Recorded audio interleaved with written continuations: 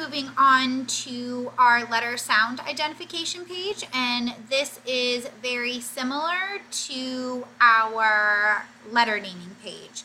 So the same rule applies, and you want to randomly order your capital and lowercase letters, and you want to make sure that, well, it's up to you, but you want to make sure that you're only putting those letters that you expect students to know at this time, or possibly that you expect students to be practicing at this time. So some teachers start from the get-go and have the students learn the sounds of the whole alphabet, and some teachers introduce sounds weekly or daily and only expect them to know those that they've introduced.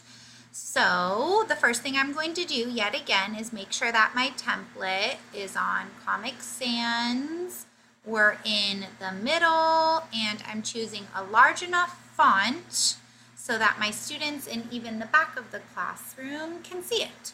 So I definitely want to make sure that my short A sound is front and center. So I'm going to put my capital A here, and let's have my lowercase a here.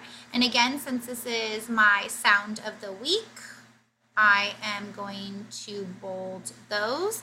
Now, if I'm at the point in the year where I've covered the letter M sound, I'm going to put a lowercase m and possibly a capital M. Maybe I've also covered T, and I've also covered the letter B as well as D and P and I, and I've also made sure to cover all of the vowels. So I've already got A, now I'm doing E, I've got I, I've got a capital O and a lowercase o, U's, and I have also, let's say, covered the letter L.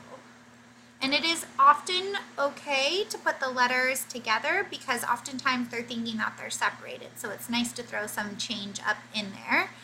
Now the next thing I want to do is I want to put a sound that we've practiced already in class. So we have practiced and are practicing the AM family. Since this is a short vowel A phonics focus, I put a line because the am usually does not come at the beginning of the word, but at the end of the word, since we're talking about a word family.